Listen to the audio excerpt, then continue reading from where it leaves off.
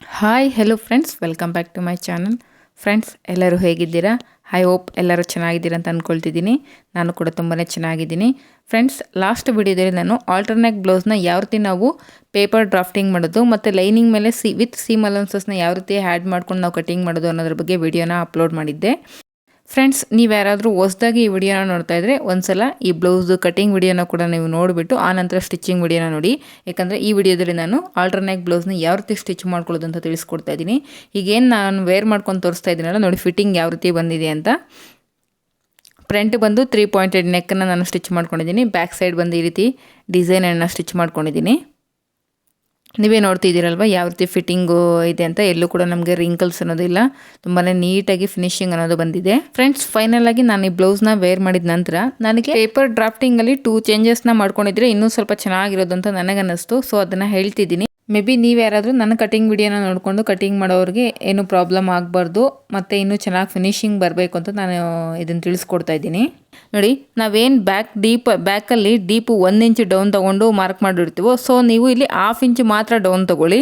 ತುಂಬಾ ಇನ್ನೂ ನೀಟಾಗಿ ಫಿನಿಶಿಂಗ್ ಅನ್ನೋದು ನೀಟಾಗಿ ಬರುತ್ತೆ. ನೋಡಿ, ನಾನು 1 ಇಂಚ್ ಮಾರ್ಕ್ ಮಾಡಿಕೊಂಡು ರೌಂಡ್ ಶೇಪನ್ನು ತೊಗೊಂಡಿದ್ದೀನಿ. ಸೊ 1/2 ಇಂಚ್ ಮಾತ್ರ ನೀವು ಈ ರೌಂಡನ್ನು ತೊಗೊಳ್ಳಿ. 1/2 ಇಂಚ್ ಡೀಪನ್ನು ಮಾರ್ಕ್ ಮಾಡಿಕೊಂಡು 1/2 ಇಂಚ್ ರೌಂಡು ತೊಗೊಳ್ಳಿ. ಹಾಗೆ ಫ್ರಂಟಲ್ಲಿ ನಾನು ಆಲ್ಟರ್ನೇಕ್ಗೆ ಕಾಲರ್ ಬಂದು 1 ಇಂಚ್ ತೊಗೊಂಡಿದ್ದೀನಿ. ನೀವು 1.5 ಇಂಚ್ ಇರೋ ಥರ ನೋಡ್ಕೊಳ್ಳಿ. ಇವೆರಡು ಚೇಂಜಸ್ನ ಮಾಡ್ಕೊಳ್ಳಿ. ಇಲ್ಲ ನಮಗೆ 1 ಇಂಚೇ ಸಾಕು ಅನ್ನೋರು ತೊಗೋಬೋದು, ಬಟ್ 1.5 ತೊಗೊಂಡ್ರೆ ಇನ್ನೂ ಸ್ವಲ್ಪ ನೀಟಾಗಿ ಬ್ಯಾಕ್ ಸೈಡ್ ಕಾಲರ್ ಅನ್ನೋದು ಕಾಣಿಸುತ್ತೆ ಅಂತ ನನ್ನ ಒಪಿನಿಯನ್ನು. ಸೊ ಈ 2 ಚೇಂಜಸ್ನ ಯಾರಾದರೂ ಕಟಿಂಗ್ ಇನ್ನೂ ಮಾಡಿಲ್ಲ ಅಂದರೆ ಅಂಥವರು ಚೇಂಜಸ್ ಮಾಡ್ಕೊಳ್ಳಿ. ನೋಡಿ, ಈಗ ನಾನು ಕ್ಯಾನ್ವಾಸನ್ನು ಕೂಡ ಲಾಸ್ಟ್ ವಿಡಿಯೋದಲ್ಲಿ ತಿಳಿಸ್ಕೊಟ್ಟಿದ್ದೀನಿ ಯಾವ ರೀತಿ ನೆಕ್ಸ್ಟ್ನ ನಾವು ಕಟ್ ಮಾಡ್ಕೊಳ್ಳೋದು ಅಂತ. ಈಗ ನಾನು ಆ ಕ್ಯಾನ್ವಾಸನ್ನು ನೀಟಾಗಿ ಲೈನಿಂಗಿಗೆ ಐರನ್ ಮಾಡ್ಕೊಂಡಿದ್ದೀನಿ. ನೋಡಿ, ಈ ರೀತಿ ಐರನ್ ಮಾಡಿಕೊಂಡು ಈಗ ನಾವು ಆ ಲೈನಿಂಗನ್ನು ಕ್ಯಾನ್ವಾಸ್ ಎಡ್ಜಲ್ಲಿ ಈ ರೀತಿ ಫೋಲ್ಡ್ ಮಾಡಿಕೊಂಡು ಎಡ್ಜಲ್ಲಿ ಒಂದು ಸ್ಟಿಚ್ಚನ್ನು ಹಾಕ್ಕೋಬೇಕು. ಇಲ್ಲಿ ಫ್ರಂಟ್ ನೆಕ್ಗೆ ನಾನು ಸಪ್ರೇಟಾಗಿ ಲೈನಿಂಗ್ ಮೇಲೆ ಕ್ಯಾನ್ವಾಸನ್ನು ಪೇಸ್ಟ್ ಮಾಡ್ಕೊಂಡಿದ್ದೀನಿ.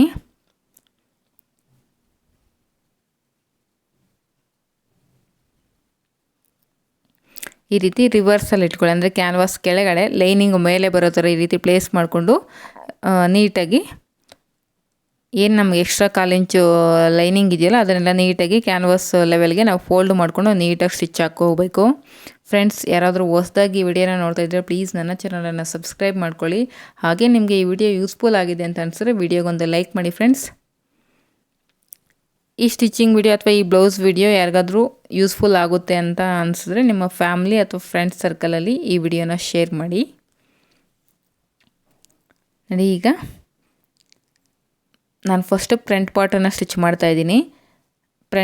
ಮೈನ್ ಫ್ಯಾಬ್ರಿಕ್ ರಾಂಗ್ ಸೈಡು ಲೈನಿಂಗನ್ನು ಈ ರೀತಿ ಪ್ಲೇಸ್ ಮಾಡಿಕೊಂಡು ನೀಟಾಗಿ ಸ್ಟಿಚ್ ಮಾಡ್ಕೋಬೇಕು. ಅದಕ್ಕೂ ಮೊದಲು ನಾನಿಲ್ಲಿ ಸೆಂಟರು ಅಂದರೆ ಲೈನಿಂಗಲ್ಲಿ ಮಿಡ್ಲ್ ಪಾಯಿಂಟ್, ಯಾಕಂದರೆ ನಮಗೆ ಇಲ್ಲಿ ಬ್ಯಾಕ್ ಸೈಡ್ ಉಕ್ಸ್ ಬರ್ತಾ ಇರೋದ್ರಿಂದ ಲೈನಿಂಗಲ್ಲಿ ಮಿಡ್ ಪಾಯಿಂಟ್ನ ನಾನು ಈ ರೀತಿ ಒಂದು ಚಾಕ್ ಪೀಸ್ ತೊಗೊಂಡು ಮಾರ್ಕ್ ಮಾಡ್ಕೊಂಡಿದ್ದೀನಿ. ಯಾಕಂದರೆ ನಾವು ನೆಕ್ಕನ್ನು ಕರೆಕ್ಟಾಗಿ ಆ ಮಿಡ್ ಪಾಯಿಂಟಲ್ಲಿ ಪ್ಲೇಸ್ ಮಾಡಿಕೊಂಡು ಕ್ಯಾನ್ವಾಸನ್ನು ನಾವು ಸ್ಟಿಚ್ ಮಾಡ್ಕೋಬೇಕಾಗುತ್ತೆ. ಸೊ ಈಗ ಸುತ್ತಲೂ ನಮಗೇನು ಲೈನಿಂಗ್ ಇದೆಯೋ ಆ ಲೈನಿಂಗ್ ಎಡ್ಜಲ್ಲಿ ಈಗ ನಾವು ಸ್ಟಿಚ್ಚನ್ನು ಹಾಕ್ಕೊತ ಬರಬೇಕು. ಲೈನಿಂಗು ಮತ್ತು ಮೈನ್ ಫ್ಯಾಬ್ರಿಕ್ ಎರಡನ್ನೂ ಈ ರೀತಿ ರಿಂಕಲ್ಸ್ ಇಲ್ಲದೆ ಇರೋ ಥರ ನೀಟಾಗಿ ಅಟ್ಯಾಚ್ ಮಾಡ್ಕೋಬೇಕು. ಕ್ಲಾತನ್ನು ಈ ರೀತಿ ಸರಿಪಡಿಸ್ಕೊಳ್ತಾ ನೀಟಾಗಿ ಅಟ್ಯಾಚ್ ಮಾಡ್ಕೊಳ್ಳಿ. ಈ ರೀತಿ ಅಟ್ಯಾಚ್ ಮಾಡ್ಕೊಂಡಿದ್ದ ನಂತರ ಏನು ಎಕ್ಸೆಸ್ ಫ್ಯಾಬ್ರಿಕ್ ಇದೆಯೋ ಅದನ್ನೆಲ್ಲವನ್ನು ನೀಟಾಗಿ ಟ್ರಿಮ್ ಮಾಡ್ಕೊಬಿಡಬೇಕು.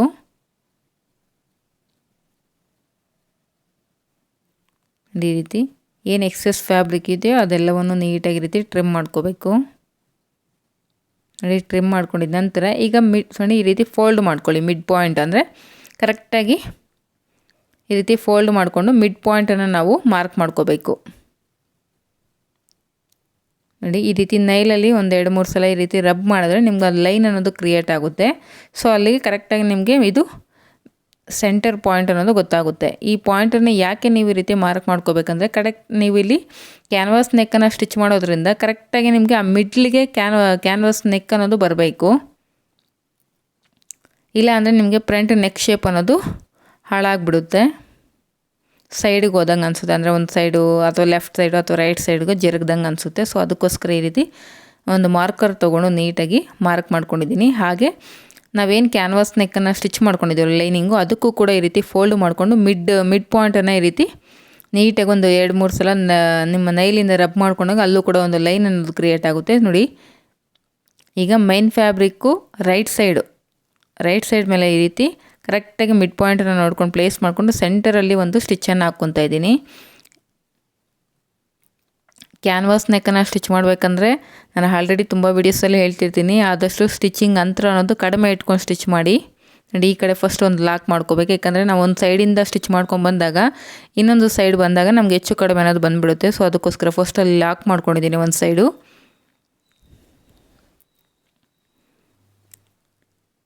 ಈಗ ಆದಷ್ಟು ಕ್ಯಾನ್ವಾಸ್ಗೆ ಎಡ್ಜಲ್ಲಿ ಸ್ಟಿಚ್ ಬೀಳಬೇಕು. ಅದೇ ರೀತಿಯೇ ನೀವು ನೀಟಾಗಿ ನೀವು ಏನು ನೆಕ್ ಶೇಪ್ ಇದೆಯೋ ಆ ನೆಕ್ ಶೇಪ್ ಕರೆಕ್ಟಾಗಿ ನೀವು ಸ್ಟಿಚ್ಚನ್ನು ಹಾಕ್ಕೊತ ಬರಬೇಕು.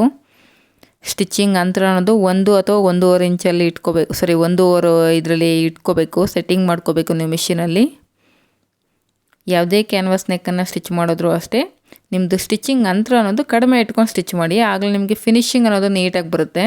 ಒಂದು ಸಲ ಬ್ಯಾಕ್ ಸೈಡ್ಗೆ ರೀತಿ ತಿರ್ಸಿ ನೋಡಿದಾಗ ನಿಮ್ಗೆ ಆ ನೆಕ್ ಶೇಪ್ ಅನ್ನೋದು ಕರೆಕ್ಟಾಗಿ ಬಂದಿದೆಯಾ ಅಥವಾ ಎಲ್ಲಾದರೂ ಶೇಪ್ ಔಟ್ ಆಗಿದೆಯಾ ಅಂತ ಗೊತ್ತಾಗುತ್ತೆ. ಒಂದು ವೇಳೆ ಎಲ್ಲಾದರೂ ಶೇಪ್ ಸರಿಯಾಗಿ ಬಂದಿಲ್ಲ ಅಂದರೆ ನೀವು ಇನ್ನೊಂದು ಸಲ ಸ್ಟಿಚ್ ಮಾಡಿಕೊಂಡು ಆನಂತರ ಈ ರೀತಿ 1/4 ಇಂಚು ಮಾರ್ಜಿನ್ ಇಟ್ಕೊಂಡು ಎಕ್ಸೆಸ್ ಇರೋ ಫ್ಯಾಬ್ರಿಕ್ನ ನೀಟಾಗಿ ಟ್ರಿಮ್ ಮಾಡ್ಕೊಬಿಡಬೇಕು. ನೋಡಿ ಆ 3 ಪಾಯಿಂಟ್ಸ್ ಹತ್ರ ಈ ರೀತಿ ವಿ ಶೇಪಲ್ಲಿ ಇಟ್ಕೊಂಡು ಅಲ್ಲಿ ಎಕ್ಸೆಸ್ ಇರೋಂಥ ಫ್ಯಾಬ್ರಿಕ್ನ ಕಟ್ ಮಾಡ್ಕೊಬಿಡಬೇಕು. ಜಾಸ್ತಿ ಫ್ಯಾಬ್ರಿಕ್ ಅನ್ನೋದು ಆ ಟರ್ನಿಂಗ್ಸ್ ಹತ್ರ ಜಾಸ್ತಿ ಫ್ಯಾಬ್ರಿಕ್ಸ್ ಇದ್ದರೆ ನಿಮ್ಗೆ ಆ ಮೂಲೆ ಅನ್ನೋದು ಸರಿಯಾಗಿ ತಿರುಗೋದಿಲ್ಲ. ಸೊ ಅದಕ್ಕೋಸ್ಕರ ಈ ರೀತಿ ಕಟ್ ಮಾಡ್ಕೊಳ್ಳೋ ಅಷ್ಟೇ ನೀವೇನು ಸ್ಟಿಚ್ ಹಾಕಿರ್ತೀರಲ್ವ ಆ ಸ್ಟಿಚ್ಚಿಗೆ ಕಟ್ ಆಗಬಾರ್ದು. ಒಂದು ವೇಳೆ ನೀವು ಸ್ಟಿಚ್ ಕಟ್ ಆಗಿದೆಯಾ ಅಂದರೆ ಮತ್ತೆ ನೀವು ಹೊಸದಾಗಿ ಮತ್ತೆ ಸ್ಟಿಚ್ಚನ್ನು ಹಾಕಬೇಕಾಗುತ್ತೆ ನೆಕ್ಗೆ. ಸೊ ಈ ರೀತಿ ನಾವು ಟಕ್ಸನ್ನು ಇಟ್ಕೊಳ್ಳೋವಾಗ ಆದಷ್ಟು ಸ್ಟಿಚ್ ಕಟ್ ಆಗದೆ ಇರೋ ಥರ ನೀಟಾಗಿ ಇಟ್ಕೋಬೇಕು. ಈಗ ನಾವೇನು ಈ ಕ್ಯಾನ್ವಾಸ್ ನೆಕ್ಕನ್ನು ಪ್ರಿಪೇರ್ ಮಾಡ್ಕೊಂಡು ಸ್ಟಿಚ್ ಮಾಡಿದ್ದೀವೋ ಅದು ನೀಟಾಗಿ ನಮಗೆ ಲೈನಿಂಗ್ ಸೈಡ್ಗೆ ಫೋಲ್ಡ್ ಆಗಬೇಕಂದ್ರೆ ನೋಡಿ ನಾವೇನು ಮಾರ್ಜಿನ್ ಬಿಟ್ಟಿದ್ದೀವಲ್ಲ ಆ 1/4 ಇಂಚು ಮಾರ್ಜಿನು, ಆ ಮಾರ್ಜಿನನ್ನು ಈ ಕ್ಯಾನ್ವಾಸ್ ನೆಕ್ ಸೈಡ್ಗೆ ಈ ರೀತಿ ಫೋಲ್ಡ್ ಮಾಡಿಕೊಂಡು ಕ್ಯಾನ್ವಾಸ್ ಎಡ್ಜಲ್ಲಿ ಸ್ಟಿಚ್ಚನ್ನು ಹಾಕ್ಕೊತಾ ಇದ್ದೀನಿ. ಯಾವುದೇ ಕಾರಣಕ್ಕೂ ಈ ಸ್ಟಿಚ್ ಅನ್ನೋದು ಮೈನ್ ಫ್ಯಾಬ್ರಿಕ್ ಮೇಲೆ ಕಾಣಿಸ್ಬಾರ್ದು ಅಥವಾ ಮೈನ್ ಫ್ಯಾಬ್ರಿಕ್ ಮೇಲೆ ಬೀಳಬಾರ್ದು. ಈ ರೀತಿ ಸ್ಟಿಚ್ ಮಾಡ್ಕೊಳ್ಳೋದ್ರಿಂದ ನಿಮಗೆ ಈಸಿಯಾಗಿ ಆ ಕ್ಯಾನ್ವಾಸ್ ನೆಕ್ ಅನ್ನೋದು ಲೈನಿಂಗ್ ಸೈಡ್ಗೆ ಫೋಲ್ಡ್ ಆಗುತ್ತೆ. ಈ ಸ್ಟಿಚ್ ಹಾಕ್ಕೊಳ್ಳಿಲ್ಲ ಅಂದರೆ ಕ್ಯಾನ್ವಾಸ್ ನೆಕ್ ಅನ್ನೋದು ನಮಗೆ ಮೈನ್ ಫ್ಯಾಬ್ರಿಕ್ ಸೈಡು ಕಾಣಿಸ್ತಾ ಇರುತ್ತೆ. ಸೊ ಆದಷ್ಟು ಕ್ಯಾನ್ವಾಸ್ ನೆಕ್ಸನ್ನು ಸ್ಟಿಚ್ ಮಾಡುವಾಗ ಆದಷ್ಟು ಈ ಸ್ಟಿಚ್ಚನ್ನು ಹಾಕ್ಕೊಳ್ಳಿ.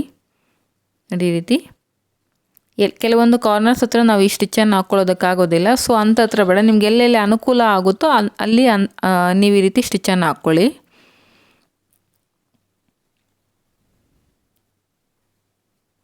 ಈ ರೀತಿ ಸ್ಟಿಚ್ ಹಾಕ್ಬಿಟ್ಟು ನೀಟಾಗಿ ಐರನ್ ಮಾಡಿಬಿಟ್ರೆ ನಾವು ಮೇಲ್ಗಡೆ ಟಾಪ್ ಸ್ಟಿಚ್ಚನ್ನು ಹಾಕೋ ಅವಶ್ಯಕತೆ ಇರೋದಿಲ್ಲ. ಫಿನಿಶಿಂಗ್ದು ನಿಮಗೆ ಬೋಟಿಕ್ ಲೆವೆಲಲ್ಲೇ ಬರುತ್ತೆ ಈ ರೀತಿ ಮಾಡಿದ್ರೆ. ಕೆಲವೊಂದು ಜನ ಏನು ಮಾಡ್ತಾರೆ ಅಂದರೆ ಮೈನ್ ಫ್ಯಾಬ್ರಿಕ್ಕು ಮೇಲೆ ಡೈರೆಕ್ಟಾಗಿ ಸ್ಟಿಚ್ ಹಾಕ್ಬಿಡ್ತಾರೆ. ಹಾಗೆಲ್ಲ ಮಾಡೋಕ್ಕೆ ಹೋಗ್ಬೇಡಿ. ಫಿನಿಶಿಂಗ್ ನೀಟಾಗಿ ಬೇಕು ಅಂದರೆ ನೀವು ಇವೆಲ್ಲ ಟಿಪ್ಸನ್ನು ಫಾಲೋ ಮಾಡಬೇಕಾಗುತ್ತೆ. ನೋಡಿ ಈ ರೀತಿ ಬರುತ್ತೆ. ನೀಟಾಗಿ ಐರನ್ ಮಾಡ್ಕೊಂಡಿದ್ದೀನಿ. ಈಗ ಪ್ರಿನ್ಸಸ್ ಕಟ್ ಪ್ಯಾನಲ್ಸ್ನ ನಾವು ಲೈನಿಂಗು ಮತ್ತು ಮೈನ್ ಫ್ಯಾಬ್ರಿಕ್ ಎರಡಕ್ಕೂ ಅಟ್ಯಾಚ್ ಮಾಡ್ಕೋಬೇಕು. ನೋಡಿ ಈ ರೀತಿ ಇಂಟು ಮಾರ್ಕ್ ಹಾಕ್ಕೊಳ್ಳಿ. ಈ ರೀತಿ ಇಂಟು ಮಾರ್ಕ್ ಹಾಕ್ಕೊಳ್ಳಿಲ್ಲ ಅಂದರೆ ನೀವು 2 ಪ್ಯಾನಲ್ಸ್ನ ಒಂದೇ ಸೈಡ್ ಅಟ್ಯಾಚ್ ಮಾಡಿಬಿಡೋವಂಥ ಚಾನ್ಸಸ್ ಇರುತ್ತೆ. ಸೊ ಅದಕ್ಕೋಸ್ಕರ ಈ ರೀತಿ ಇಂಟು ಮಾರ್ಕ್ ಹಾಕ್ಕೊಂಡ್ರೆ ನಿಮಗೆ ಕರೆಕ್ಟಾಗಿ ಇಂಟು ಮಾರ್ಕ್ ಇರೋ ಒಂದು ಎರಡು ಪ್ಯಾನಲ್ಸ್ ಕೂಡ ಮೇಲ್ಗಡೆಗೆ ಶೋ ಆಗ್ತಾ ಇರಬೇಕು. ಆಗ ನೀವು ಈಸಿಯಾಗಿ ಲೆಫ್ಟು ಮತ್ತು ರೈಟ್ 2 ಪ್ಯಾನಲ್ಸ್ನ ಈಸಿಯಾಗಿ ಸ್ಟಿಚ್ ಮಾಡ್ಕೋಬೋದು. ಲೈನಿಂಗು ಮತ್ತು ಮೈನ್ ಫ್ಯಾಬ್ರಿಕ್ನ ಜಾಯಿಂಟ್ ಮಾಡುವಾಗ ಆದಷ್ಟು ರಿಂಕಲ್ಸ್ ಬರದೇ ಇರೋ ಥರ ನೀಟಾಗಿ ಜಾಯಿನ್ ಮಾಡ್ಕೋಬೇಕು. ಈ ರೀತಿ ಜಾಯಿನ್ ಮಾಡ್ಕೊಂಡಿದ್ದೆ ನಂತರ ಎಕ್ಸಸ್ ಏನು ಫ್ಯಾಬ್ರಿಕ್ ಅದನ್ನೆಲ್ಲ ಲೈನಿಂಗ್ ಸಮವಾಗಿ ಕಟ್ ಮಾಡ್ಕೊಬಿಡಬೇಕು.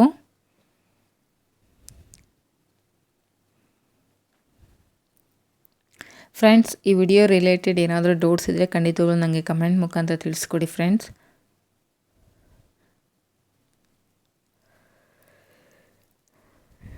ಈಗ ಎಕ್ಸಸ್ ಏನು ಫ್ಯಾಬ್ರಿಕ್ ಅದೆಲ್ಲವನ್ನು ನೀಟಾಗಿ ಟ್ರಿಮ್ ಮಾಡ್ಕೊತಾ ಇದ್ದೀನಿ. ಈಗ ನೋಡಿ ಪ್ರಿನ್ಸಸ್ ಕಟ್ ಪ್ಯಾನಲ್ಸ್ನ ನಾವು ಆರ್ಮೋಲ್ ಸೈಡಿಂದ ಅಟ್ಯಾಚ್ ಮಾಡ್ಕೊತ ಬರಬೇಕು. ನಾವೇನು ಮಾರ್ಜಿನ್ ತೊಗೊಂಡಿರ್ತೀವೋ ಕಟಿಂಗ್ ಮಾಡಬೇಕಾದ್ರೆ ಸೊ ಅಷ್ಟು ಮಾರ್ಜಿನ್ಗೆ ನಾವು ಈಗ ಸ್ಟಿಚ್ಚನ್ನು ಹಾಕ್ಕೊತ ಹೋಗಬೇಕು. ಹಾಗೆ ಪ್ರಿನ್ಸಸ್ ಕಟ್ ಪ್ಯಾನಲ್ಸ್ನ ಸ್ಟಿಚ್ ಮಾಡುವಾಗ ಯಾವುದೇ ಕಾರಣಕ್ಕೂ ನಾವು ಎಳೆದು ಸ್ಟಿಚ್ ಮಾಡೋಗಿಲ್ಲ. ಒಂದ್ರ ಮೇಲೆ ಒಂದು ನೀಟಾಗಿ ರೀತಿ ಪ್ಲೇಸ್ ಮಾಡ್ಕೊತ ಸ್ಟಿಚ್ ಮಾಡ್ಕೋಬೇಕೇ ಹೊರತು ಯಾವುದೇ ಕ್ಲಾತನ್ನು ನಾವು ಎಕ್ಸ್ಪ್ಯಾಂಡ್ ಮಾಡ್ತೀವಿ ಅಂದರೆ ಅದು ಹಿಗ್ಗುತ್ತೆ ಕ್ಲಾತ್ ಅನ್ನೋದು. ಯಾಕಂದರೆ ನಾವು ಇದು ಕ್ರಾಸ್ ಕಟ್ಟಿಂಗಲ್ಲಿರೋದ್ರಿಂದ ಫಿನಿಶಿಂಗ್ ಅನ್ನೋದು ನೀಟಾಗಿ ಬರೋದಿಲ್ಲ. ನೀವು ಕರೆಕ್ಟಾಗಿ ಮಾರ್ಕಿಂಗ್ ಮಾಡುವಾಗ ಪ್ರಿನ್ಸೆಸ್ ಕಟ್ ಶೇಪ್ ಅನ್ನೋದು ಕರೆಕ್ಟಾಗಿ ಮಾರ್ಕ್ ಮಾಡಿಕೊಂಡು ಕಟಿಂಗನ್ನು ಮಾಡಿದ್ರೆ ನೀವು ನೋಡಿ ಹೆಚ್ಚು ಕಡಿಮೆ ಅನ್ನೋದು ಬರೋದಿಲ್ಲ. ಕರೆಕ್ಟಾಗಿ 2 ಪ್ರಿನ್ಸೆಸ್ ಕಟ್ ಪ್ಯಾನಲ್ಸ್ ಅನ್ನೋದು ಈಕ್ವಲಾಗಿ ಮ್ಯಾಚ್ ಆಗುತ್ತೆ. ನೋಡ್ತಿದ್ರಲ್ವ ಪ್ರಿನ್ಸೆಸ್ ಕಟ್ ಶೇಪ್ ಅನ್ನೋದು, ಆ ಕಪ್ ಶೇಪ್ ಅನ್ನೋದು ನಮ್ಗೆ ಯಾವ ರೀತಿ ಎದ್ದು ಕಾಣಿಸ್ತಿದೆ ಅಂತ. ಈಗ ಬ್ಯಾಕ್ ಪಾರ್ಟನ್ನು ಯಾವ ರೀತಿ ರೆಡಿ ಮಾಡ್ಕೊಳ್ಳೋದು ನೋಡೋಣ. ನೋಡಿ ಬ್ಯಾಕ್ ಪಾರ್ಟ್ಗೆ ನಾನಿಲ್ಲಿ ಸಪ್ರೇಟಾಗಿ ಕ್ಯಾನ್ವಾಸನ್ನು ಲೈನಿಂಗಿಗೆ ಸಪ್ರೇಟಾಗಿ ಅದು ಪೇಸ್ಟ್ ಮಾಡಿಲ್ಲ. ಡೈರೆಕ್ಟು ಲೈನಿಂಗಿಗೆ ನಾನು ಈ ರೀತಿ ಕ್ಯಾನ್ವಾಸನ್ನು ಸ್ಟಿಕ್ ಮಾಡಿಬಿಟ್ಟಿದ್ದೀನಿ.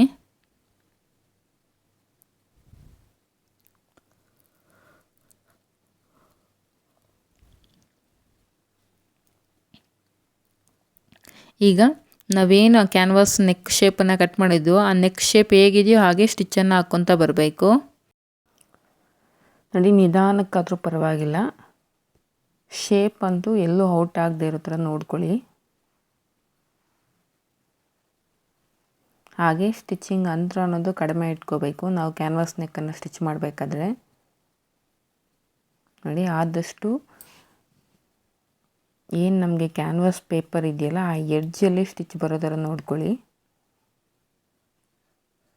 ನೋಡಿ ಈ ಥರ ಬ್ಯಾಕಲ್ಲಿ ಒಂದು ಸಲ ತಿರುಗಿ ನೋಡಬೇಕು ನಮಗೆ ಕರೆಕ್ಟಾಗಿ ಶೇಪ್ ಅನ್ನೋದು ಬಂದಿದೆಯೋ ಇಲ್ವ, ಅಂದರೆ ಬ್ಯಾಕ್ ಸೈಡ್ ನಮಗೆ ಸ್ಟಿಚ್ ಅನ್ನೋದು ಕರೆಕ್ಟಾಗಿ ಬಂದಿದೆಯೋ ಇಲ್ವ ಅಂತ ಈ ಥರ ಚೆಕ್ ಮಾಡ್ಕೋಬೇಕು.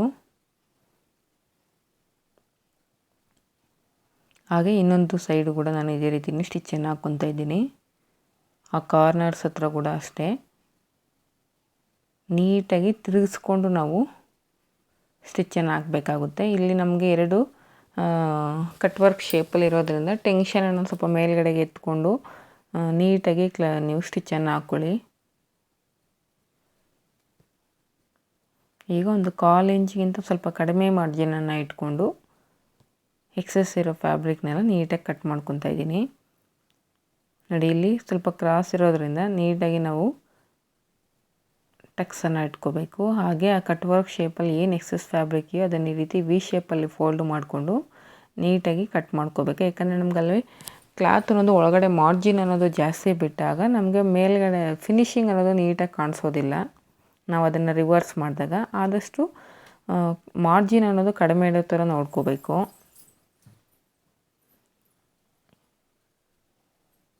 ನೋಡಿ ಈ ರೀತಿ 2 ಫಿಂಗರ್ಸ್ನ ಯೂಸ್ ಮಾಡಿಕೊಂಡು ಈಸಿಯಾಗಿ ನಾವು ಅದನ್ನು ಕಟ್ ವರ್ಕ್ ಶೇಪನ್ನು ಈ ರೀತಿ ಮಾಡ್ಕೋಬೇಕು. ಹಾಗೆ ಆ ಕಾರ್ನರ್ಸ್ ಹತ್ರ ನೋಡಿ ನಾನು ಯಾವ ರೀತಿ ಟ್ವಿಸ್ಟ್ ಮಾಡ್ತಾಯಿದ್ದೀನಿ, ಕ್ಲಾತನ್ನು ಈ ರೀತಿ ಟ್ವಿಸ್ಟ್ ಮಾಡಬೇಕು.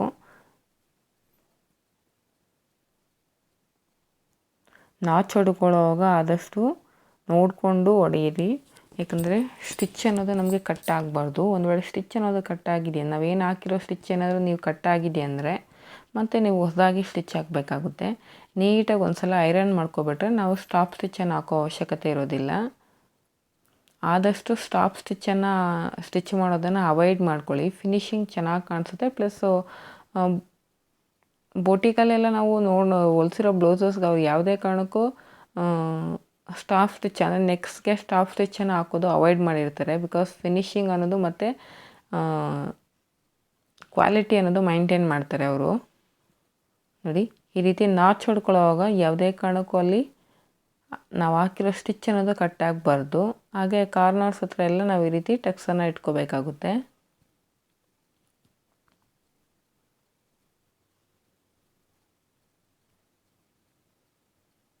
ನೋಡಿ ಈ ರೀತಿ ಟ್ವಿಸ್ಟ್ ಮಾಡ್ಕೋಬೇಕು. ಇದನ್ನು ಮಾತ್ರ ಮರ್ತೋಗ್ಬೇಡಿ. ನಮ್ಗೆ ಎಲ್ಲೆಲ್ಲಿ ಕಟ್ ವರ್ಕ್ ಶೇಪ್ಸ್ ಇರುತ್ತೋ ಅಲ್ಲೆಲ್ಲ ಈ ರೀತಿ ಟ್ವಿಸ್ಟ್ ಮಾಡ್ಕೊಳ್ಳಿ. ಫಿನಿಶಿಂಗ್ ನೀಟಾಗಿ ಬರುತ್ತೆ. ನೋಡಿ ಈಗ ನಾನು ನೀಟಾಗಿ ಐರನ್ ಮಾಡ್ಕೊಂಬಂದಿದ್ದೀನಿ. ಐರನ್ ಮಾಡ್ಕೊಂಡು ಬಂದಮೇಲೆ ನಮ್ಗೆ ಯಾವ ರೀತಿ ಫಿನಿಶಿಂಗ್ ಅನ್ನೋದು ಕಾಣಿಸ್ತಿದೆ. ಈಗ ಲೈನಿಂಗನ್ನು ಮೈನ್ ಫ್ಯಾಬ್ರಿಕ್ಕಿಗೆ ಅಟ್ಯಾಚ್ ಮಾಡ್ಕೊಳ್ತಾ ಇದ್ದೀನಿ. ಎಲ್ಲೂ ಕೂಡ ರಿಂಕಲ್ಸ್ ಇಲ್ಲದೆ ಇರೋ ಥರ ನಾವು ಲೈನಿಂಗನ್ನು ಮೈನ್ ಫ್ಯಾಬ್ರಿಕ್ಕಿಗೆ ಅಟ್ಯಾಚ್ ಮಾಡ್ಕೋಬೇಕು.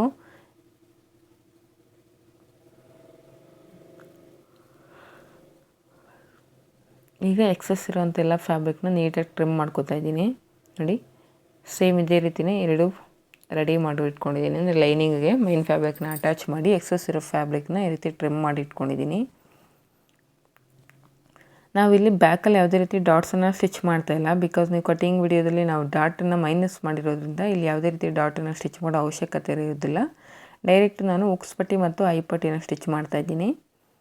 ನೋಡಿ ಐಪಟ್ಟಿನ ಸ್ಟಿಚ್ ಮಾಡೋದಕ್ಕೆ ಮೈನ್ ಫ್ಯಾಬ್ರಿಕನ್ನು ತೊಗೊಂಡು ಕೆಳಗಡೆ ಈ ರೀತಿ ಲೈನಿಂಗ್ ಸೈಡ್ ಈ ರೀತಿ ಪ್ಲೇಸ್ ಮಾಡಿಕೊಂಡು 1/4 ಇಂಚು ಮಾರ್ಜಿನ್ಗೆ ಸ್ಟಿಚ್ ಹಾಕಿದ್ದೀನಿ. ಈಗ ಲೈನಿಂಗನ್ನು ಈ ಕಡೆ ರಿವರ್ಸ್ ಮಾಡಿಕೊಂಡು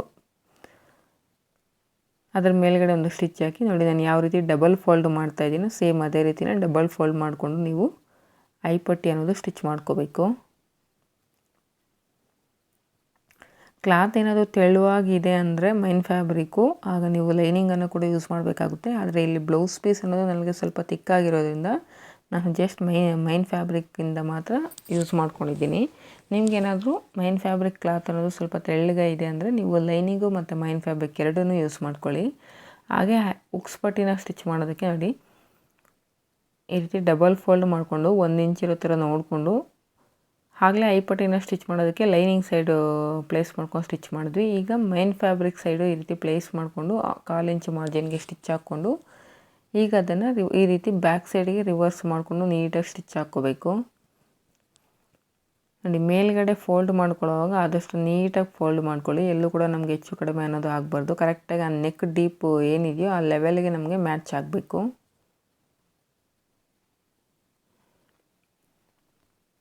ಈಗ ಒಂದ್ರ ಮೇಲೆ ಒಂದು ಈ ರೀತಿ ಪ್ಲೇಸ್ ಮಾಡಿ ಯಾವುದಾದ್ರು ಎಕ್ಸಸ್ ಇದ್ದರೆ ಎಲ್ಲಿರುತ್ತೋ ಅದನ್ನು ಈ ರೀತಿ ಕೆಳಗಡೆ ಟ್ರಿಮ್ ಮಾಡ್ಕೊಬಿಡಬೇಕು. ಯಾಕಂದರೆ ಉಕ್ಸ್ ಪಟ್ಟಿ ಮತ್ತು ಐಪಟ್ಟಿ ಹೆಚ್ಚು ಕಡಿಮೆ ಅನ್ನೋದು ಆಗಬಾರ್ದು. ಈಗ 1/4 ಇಂಚು ಇರೋ ಥರ ಸ್ಟ್ರೈಟ್ ಪೀಸಸ್ ಲೈನಿಂಗನ್ನು ಕಟ್ ಮಾಡ್ಕೊಂಡಿದ್ದೀನಿ ಕೆಳಗಡೆ ಪಟ್ಟಿನ ಕೊಡೋದಕ್ಕೋಸ್ಕರ. ನೋಡಿ ಒಂದು ಸೈಡು 1/4 ಇಂಚು ಮಾರ್ಜಿನ್ಗೆ ಈ ರೀತಿ ಫೋಲ್ಡ್ ಮಾಡಿಕೊಂಡು ಸ್ಟಿಚ್ಚನ್ನು ಹಾಕ್ತಾಯಿದ್ದೀನಿ.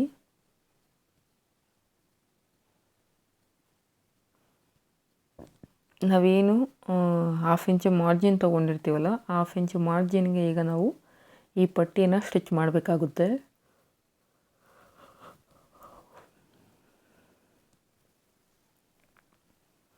ತುಂಬ ಈಸಿಯಾಗಿ ಸ್ಟಿಚ್ ಮಾಡ್ಕೋಬೋದು ಫ್ರೆಂಡ್ಸ್. ಒಂದು ಸಲ ನೀವು ಕೂಡ ಟ್ರೈ ಮಾಡಿ. ಆಲ್ಟರ್ನೆಕ್ ಬ್ಲೌಸ್ ತುಂಬಾ ಚೆನ್ನಾಗಿರುತ್ತೆ. ನೋಡಿ ನಮಗೆ ಲೇಯರ್ಸ್ ಅನ್ನೋದು ಫ್ಯಾಬ್ರಿಕ್ ಲೇಯರ್ಸ್ ಅನ್ನೋದು ಜಾಸ್ತಿ ಇರೋದ್ರಿಂದ ನಾವು ವಿ ಕಟ್ಟಲ್ಲಿ ಈ ರೀತಿ ಕಟ್ ಮಾಡ್ಕೋಬೇಕು. ಈ ರೀತಿ ಕಟ್ ಮಾಡ್ಕೊಳ್ಳೋದ್ರಿಂದ ನಮಗೆ ಒಳಗಡೆ ಮಾರ್ಜಿನ್ ಅನ್ನೋದು ತುಂಬ ದಪ್ಪ ಬರೋದಿಲ್ಲ.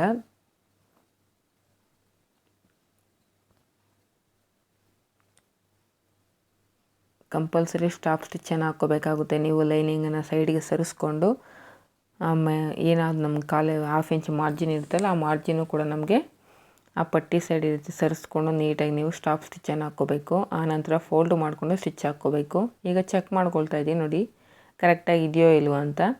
ಯಾಕಂದರೆ 2 ಕಡೆ ಪಟ್ಟಿ ಸ್ಟಿಚ್ ಮಾಡಿ ಒಂದು ಕಡೆ ಫಿನಿಶಿಂಗ್ ಆಗಿದೆ, ಇನ್ನೊಂದು ಕಡೆ ಫಿನಿಶಿಂಗ್ ಆಗಿಲ್ಲ. ಒಂದು ವೇಳೆ ಏನಾದರೂ ಹೆಚ್ಚು ಕಡಿಮೆ ನೋಡಿ ನನಗೆ ಈ ಕಡೆ ಸ್ವಲ್ಪ ಹೆಚ್ಚು ಕಡಿಮೆ ಇರೋದ್ರಿಂದ ನಾನು ಮತ್ತೆ 1 ಪಾಯಿಂಟ್ ಅಷ್ಟು ಸ್ಟಿಚ್ಚನ್ನು ಮೇಲ್ಗಡೆಗೆ ಹಾಕ್ಕೊಂಡಿದ್ದೀನಿ. ನೋಡಿ ಎಕ್ಸಸ್ ನಾವೇನು ಅದು ಮಾರ್ಜಿನ್ ಇತ್ತು ಆ ಮಾರ್ಜಿನ್ ಹತ್ರ ಎಲ್ಲ ನಾನು ಈ ರೀತಿ ವಿ ಕಟ್ಟಲ್ಲಿ ಕಟ್ ಮಾಡಿಕೊಂಡೆ. ಫ್ಯಾಬ್ರಿಕ್ ಜಾಸ್ತಿ ಲೇಯರ್ಸ್ ಇದ್ದಾಗ ಈ ರೀತಿ ಮಾಡಬೇಕು. ಈಗ ಆ ಖರ್ಚು ಮತ್ತು ಆ ಖರ್ಚಿನ ಲೈನಿಂಗ್ ಸೈಡ್ ಈ ರೀತಿ ಫೋಲ್ಡ್ ಮಾಡಿಕೊಂಡು ಅದ್ರ ಮೇಲೆ ಸ್ಟಾಪ್ ಸ್ಟಿಚ್ಚನ್ನು ಹಾಕ್ಕೊಂಡಿದ್ದೀನಿ.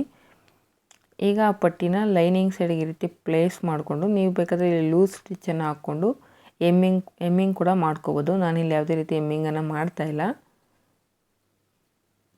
ಡೈರೆಕ್ಟಾಗಿ ಸ್ಟಿಚ್ಚನ್ನು ಹಾಕ್ಕೊಂಡಿದ್ದೀನಿ. ನೋಡಿದ್ರಲ್ಲ ಯಾವ ರೀತಿ ಕಾಣಿಸ್ತಿದೆ ಅಂತ. ಸೊ ಬ್ಯಾಕ್ ಪಾರ್ಟ್ ಅನ್ನೋದು ನಮಗೆ ಈಸಿಯಾಗಿ ರೆಡಿ ಮಾಡ್ಕೊಂಡ್ವಿ. ಈಗ ಶೋಲ್ಡರ್ ಜಾಯಿಂಟ್ಸನ್ನು ಯಾವ ರೀತಿ ಮಾಡೋದು ಅಂತ ನೋಡೋಣ. ಇದು ಸ್ವಲ್ಪ ಕಷ್ಟ ಆಗುತ್ತೆ. ನೀವೇನಾದರೂ ಬಿಗಿನರ್ಸ್ ಆದರೆ ಇದನ್ನು ಅಟ್ಯಾಚ್ ಮಾಡೋದಕ್ಕೆ ಸ್ವಲ್ಪ ಕಷ್ಟ ಆಗ್ಬೋದು. ನೋಡಿ ಫಸ್ಟ್ ಈ ರೀತಿ ನಾಚ್ ಹೊಡ್ಕೋಬೇಕು. ನಾವೇನು ಕಾಲರ್ಗೆ ಎಕ್ಸ್ಟ್ರಾ ತೊಗೊಂಡಿರ್ತೀವೋ ಶೋಲ್ಡರ್ ಹತ್ರದಿಂದ ಆ ಶೋಲ್ಡರ್ ಹತ್ರ ನಾವು ಈ ರೀತಿ ಕಂಪಲ್ಸರಿ ನಾಚ್ ಅನ್ನೋದು ಹೊಡ್ಕೋಬೇಕು ಶೋಲ್ಡರ್ ಜಾಯಿನ್ ಮಾಡಬೇಕಂದ್ರೆ. ಇದೇನಂತೂ ಮಿಸ್ ಮಾಡೋ ಹಾಗೆ ಇಲ್ಲ. ಈಗ ಆರ್ಮೋಲ್ ಸೈಡಿಂದ ಈ ರೀತಿ ನಾವು 1/2 ಇಂಚ್ ಮಾರ್ಜಿನ್ ಏನಿರುತ್ತೋ ಆ ಮಾರ್ಜಿನ್ಗೆ ಈಗ ಶೋಲ್ಡರ್ ಜಾಯಿಂಟ್ಸನ್ನು ಮಾಡ್ಕೊತ ಬರಬೇಕು.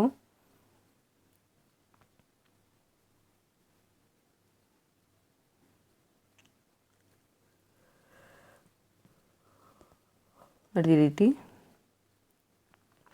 ಅಲ್ಲಿ ನಾಚ್ ಹೊಡಿಲಿಲ್ಲ ಅಂದರೆ ನಮಗೆ ಇಲ್ಲಿ ಕಾಲರ್ನ ಸ್ಟಿಚ್ ಮಾಡೋದಕ್ಕೆ ಕಷ್ಟ ಆಗುತ್ತೆ.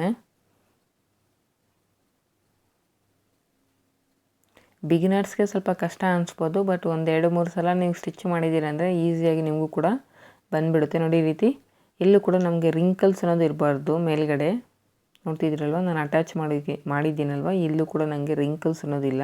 ತುಂಬಾ ನೀಟಾಗಿ ನನಗೆ ಫಿನಿಶಿಂಗ್ ಅನ್ನೋದು ಬಂದಿದೆ. ಸೇಮ್ ಇದೇ ಥರನೇ ಇನ್ನೊಂದು ಸೈಡ್ ಕೂಡ ನಾವು ಈ ಶೋಲ್ಡರ್ ಜಾಯಿಂಟ್ಸ್ ಅನ್ನೋದು ಮಾಡ್ಕೋಬೇಕು. ಆರ್ಮೋಲ್ ಸೈಡಿಂದನೇ ಇಲ್ಲಿ ಕೂಡ ಸ್ಟಾರ್ಟ್ ಮಾಡ್ತಾಯಿದ್ದೀನಿ. ಎರಡೂ ಶೋಲ್ಡರ್ ಜಾಯಿಂಟ್ ಮಾಡ್ಕೊಳ್ಳುವಾಗ ಕಂಪಲ್ಸರಿ ನೀವು ಆರ್ಮೋಲ್ ಸೈಡಿಂದನೇ ಸ್ಟಾರ್ಟ್ ಮಾಡಬೇಕು. ಅಲ್ಲಿ ನಾಚ್ ಹೊಡೆದಿರಬೇಕು. ನಾಚ್ ಹೊಡೆದಾಗ ನಮಗೆ ಇಲ್ಲಿ ಕ್ಲಾತ್ ಅನ್ನೋದು ನಾವು ಹೆಂಗೆ ಬೇಕೋ ಹಂಗೆ ತಿರುಗಿಸ್ಕೋಬೋದು.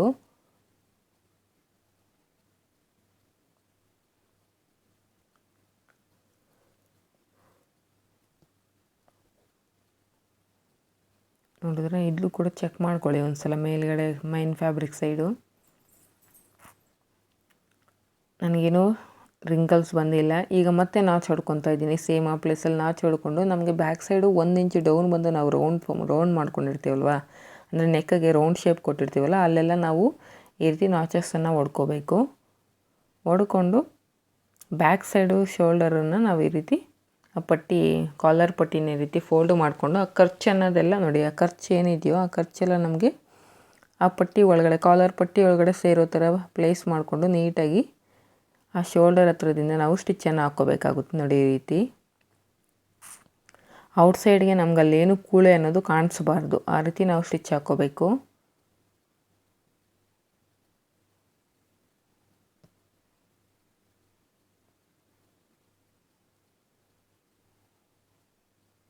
ಆದಷ್ಟು ಮೈನ್ ಫ್ಯಾಬ್ರಿಕ್ಕು ಕಾಲರು ಎಡ್ಜಲ್ಲಿ ಕಾಲರ್ಗೆ ಏನು ನಾವು ಅಟ್ಯಾಚ್ ಮಾಡಿದ್ವಿ ಆ ಎಡ್ಜಲ್ಲಿ ನಮಗೆ ಸ್ಟಿಚ್ ಬೀಳೋ ಥರ ನೋಡ್ಕೋಬೇಕು. ಆ ಸ್ಟಿಚ್ ಅನ್ನೋದು ಶೋಲ್ಡರ್ ಹತ್ರವರೆಗೂ ಬಂದು ಸ್ಟಾಪ್ ಮಾಡಿಬಿಡ್ಬೇಕು. ಫ್ರಂಟಲ್ಲಿ ಈ ಸ್ಟಿಚ್ಚನ್ನು ಕಂಟಿನ್ಯೂ ಮಾಡೋಕ್ಕೆ ಹೋಗ್ಬೇಡಿ, ಯಾಕಂದರೆ ಫ್ರಂಟಲ್ಲಿ ಬಂದಾಗ ನಾವು ಎಮ್ಮಿಂಗ್ ಮಾಡ್ಕೋಬೇಕಾಗುತ್ತೆ. ಸೇಮ್ ಇದೇ ರೀತಿಯೇ ನೋಡಿ, ಇಲ್ಲೂ ಕೂಡ ನಾನು ಈ ರೀತಿ ನಾಚನ್ನು ಹೊಡ್ಕೋಬೇಕು, ಯಾಕಂದರೆ ನಮಗೆ ಕರೆಕ್ಟಾಗಿ ಇಲ್ಲಾಂದರೆ ಫೋಲ್ಡ್ ಆಗೋದಿಲ್ಲ. ಈ ರೀತಿ ಕಂಪಲ್ಸರಿ ನೀವು ನಾಚನ್ನು ಹೊಡ್ಕೋಬೇಕು. ನಾಚನ್ನು ಹೊಡೆಯುವಾಗ ಯಾವುದೇ ಕಾರಣಕ್ಕೂ ನೀವು ಹಾಕಿರೋ ಸ್ಟಿಚ್ ಅನ್ನೋದು ಕಟ್ ಆಗದಿರೋ ಥರ ನೋಡ್ಕೊಳ್ಳಿ. ಸೇಮ್ ಇಲ್ಲೂ ಕೂಡ ಅಷ್ಟೇ ಶೋಲ್ಡರ್ ಹತ್ರದಿಂದ ನಾನು ಸ್ಟಿಚ್ಚನ್ನು ಹಾಕ್ಕೊತ ಬರ್ತಾಯಿದ್ದೀನಿ. ಎಲ್ಲೂ ಕೂಡ ನಮಗೆ ಕೂಳೆ ಅನ್ನೋದು ಔಟ್ಸೈಡ್ ಕಾಣಿಸ್ದೇ ಇರೋ ಥರ ನೋಡ್ಕೊಳ್ಳಿ. ಫಸ್ಟ್ ರಫ್ ಸ್ಟಿಚ್ಚನ್ನು ಹಾಕ್ಕೊಂಡೆ ಈಗ ನೀಟಾಗಿ ಈ ರೀತಿ ಸ್ಟಿಚ್ಚನ್ನು ಹಾಕ್ಕೊತ ಬರಬೇಕು. ಈಗ ನಾವಿಲ್ಲಿ ಉಕ್ಸ್ ಪಟ್ಟಿ ಮತ್ತು ಐ ಪಟ್ಟಿನ ಸ್ಟಿಚ್ ಮಾಡಬೇಕಾಗುತ್ತೆ ಕಾಲರ್ಗೆ. ನೋಡಿ ಈ ರೀತಿ ಬರುತ್ತೆ ನಮಗೆ ಫ್ರಂಟು ಮತ್ತು ಬ್ಯಾಕು ಅನ್ನೋದು ನಮಗೆ ಈ ರೀತಿ ಬರುತ್ತೆ. ಸ್ಟಿಚ್ ಮಾಡಿದ ನಂತರ ಎಲ್ಲೂ ಕೂಡ ನಿಮಗೆ ಎಕ್ಸೆಸ್ ದಾರಗಳು ಅನ್ನೋದು ಹಾಗೆ ಬಿಟ್ಬಿಡಬೇಡಿ, ನೀಟಾಗಿ ಟ್ರಿಮ್ ಮಾಡ್ಕೊಳ್ಳಿ. ನೋಡಿ ಈಗ ಐ ಪಟ್ಟಿನ ಸ್ಟಿಚ್ ಮಾಡ್ಕೋಬೇಕು ಒಂದು ಕಾಲರ್ಗೆ. ನೋಡಿ ಅದಕ್ಕೋಸ್ಕರ ನಾನಿಲ್ಲಿ ಒಂದು ಮೈನ್ ಫ್ಯಾಬ್ರಿಕ್ಕು ಒಂದು ಪೀಸನ್ನು ತೊಗೊಂಡಿದ್ದೀನಿ.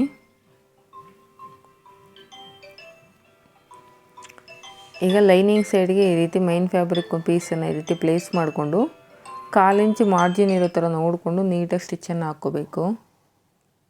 ಸ್ವಲ್ಪ ಕಷ್ಟ ಆಗುತ್ತೆ ಇಲ್ಲಿ ನೀವು ಉಕ್ಸ್ ಪಟ್ಟಿ ಮತ್ತು ಐ ಪಟ್ಟಿನ ಸ್ಟಿಚ್ ಮಾಡೋದಕ್ಕೆ, ಯಾಕಂದರೆ ನಮ್ಗೆ ಅಲ್ಲಿ ಪಟ್ಟಿ ಅನ್ನೋದು ಕಾಲರ್ ಪಟ್ಟಿ ಅನ್ನೋದು ಚಿಕ್ಕದಾಗಿರೋದ್ರಿಂದ ಸ್ವಲ್ಪ ಕಷ್ಟ ಆಗುತ್ತೆ. ಬಟ್ ಫಿನಿಶಿಂಗ್ ನೀಟಾಗಿ ಕೊಡಿ.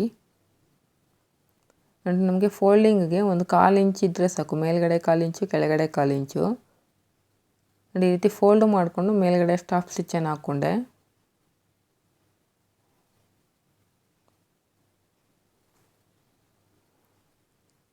ಮತ್ತೆ ಒಂದು ಫೋಲ್ಡ್ ಮಾಡಿಕೊಂಡು ಅದನ್ನು ಮತ್ತೆ ಇನ್ನೊಂದು ಡಬಲ್ ಫೋಲ್ಡ್ ಮಾಡಿಕೊಂಡು ಈಗ ಸ್ಟಿಚ್ಚನ್ನು ಹಾಕ್ಕೋಬೇಕು. ನೋಡಿ ಫಸ್ಟ್ ಒಂದು ಫೋಲ್ಡು, ಆನಂತರ ಇನ್ನೊಂದು ಫೋಲ್ಡ್ ಮಾಡಿಕೊಂಡು ನಾವು ಈ ರೀತಿ ಸ್ಟಿಚ್ಚನ್ನು ಹಾಕ್ಕೋಬೇಕಾಗುತ್ತೆ. ಇದು ಬಂದು ನಮಗೆ ಹೈ ಪಟ್ಟಿ. ಆ ಫೋಲ್ಡಿಂಗ್ ಅನ್ನೋದು ಕರೆಕ್ಟಾಗಿ ನಿಮಗೆ ಕಾಲರ್ಗೆ ಈಕ್ವಲ್ ಆಗಿರಬೇಕು. ನಾವೇನು 1 ಇಂಚ್ ಕಾಲರ್ ತೊಗೊಂಡಿದ್ದು ಆ 1 ಇಂಚ್ಗೆ ಕರೆಕ್ಟಾಗಿ ನಾವು ಪಟ್ಟಿನ ಸ್ಟಿಚ್ ಮಾಡ್ಕೋಬೇಕಾಗುತ್ತೆ.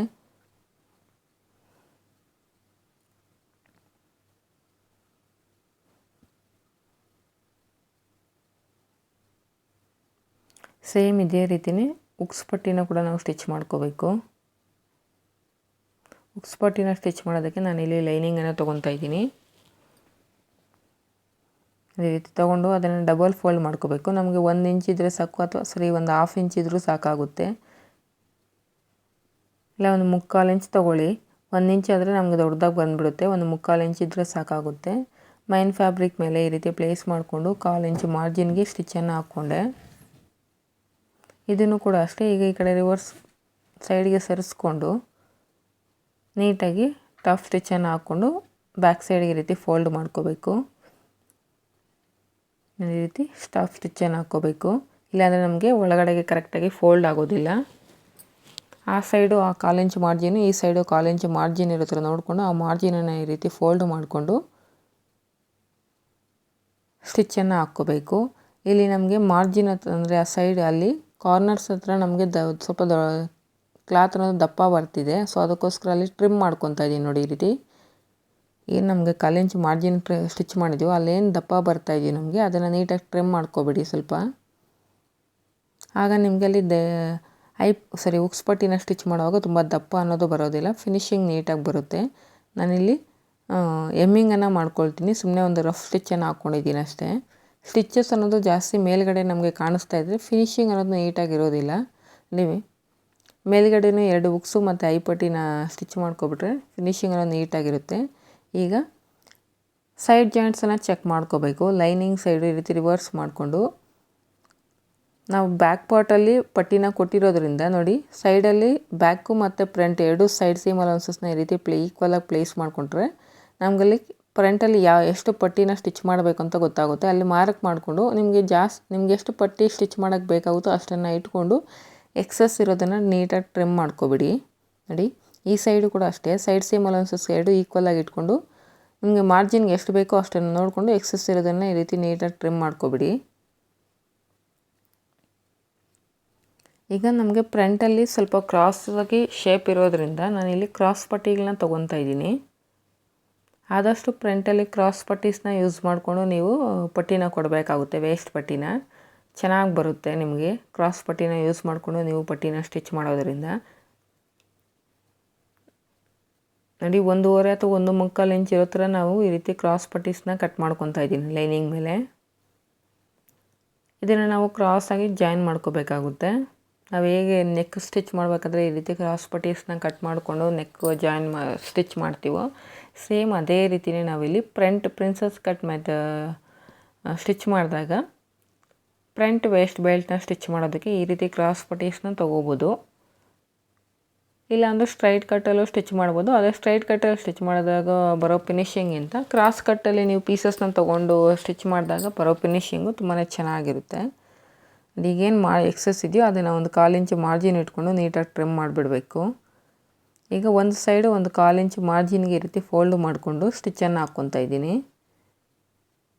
ನಾವೇನು ಜಾಯಿನ್ ಮಾಡಿರ್ತೀವಲ್ವ ಕ್ರಾಸ್ ಪೀಸಸ್ ಜಾಯಿನು, ಅಲ್ಲಿ ಓಪನ್ ಮಾಡ್ಕೋಬೇಕು. ನಮ್ಗೆ ಆ ಜಾಯಿಂಟ್ ಅನ್ನೋದು ಈ ರೀತಿ ಓಪನ್ ಮಾಡಿಕೊಂಡು ಆ ಕಡೆ ಒಂದು ಈ ಕಡೆ ಒಂದು ಈ ರೀತಿ ಸರಿಸ್ಕೊಂಡು ನಾವು ಸ್ಟಿಚ್ಚನ್ನು ಹಾಕ್ಕೋಬೇಕು. ಆ ಖರ್ಚು ಅನ್ನೋದು ಒಂದೇ ಸೈಡ್ ಇರೋ ಥರ ನೋಡ್ಕೋಬಾರ್ದು. ಈಗ ನಾವು ಆಲ್ರೆಡಿ ಮಾರ್ಕ್ ಮಾಡ್ಕೊಂಡಿದ್ದೀವಲ್ವ, ಆ ಮಾರ್ಕಿಂಗ್ ಮೇಲೆ ನಾವು ಸ್ಟಿಚ್ ಹಾಕ್ಕೊತ ಬರಬೇಕು. ಆ ಪ್ರಿನ್ಸಸ್ ಕಟ್ ಪ್ಯಾನಲ್ಸ್ನ ಅಟ್ಯಾಚ್ ಮಾಡಿರೋ ಹತ್ರ ಒಂದು ಚಿಕ್ಕದಾಗಿ ಒಂದು ಫ್ರಿಲ್ಲನ್ನು ಸ್ಟಿಚ್ ಮಾಡ್ಕೋಬೇಕು. ಹಾಗೆ ಮಿಡ್ಲಲ್ಲಿ ಕೂಡ ಒಂದು ಫ್ರಿಲ್ಲನ್ನು ಇಡ್ತಾಯಿದ್ದೀನಿ. ಹಾಗೆ ಈ ಕಡೆ ಬಂದಾಗ ಈ ಕಡೆ ಪ್ರಿನ್ಸಸ್ ಕಟ್ ಪ್ಯಾನಲ್ ಹತ್ರ ಕೂಡ ನಾವು ಒಂದು ಚಿಕ್ಕದಾಗಿ ಫ್ರಿಲ್ಲನ್ನು ಇಟ್ಕೋಬೇಕು.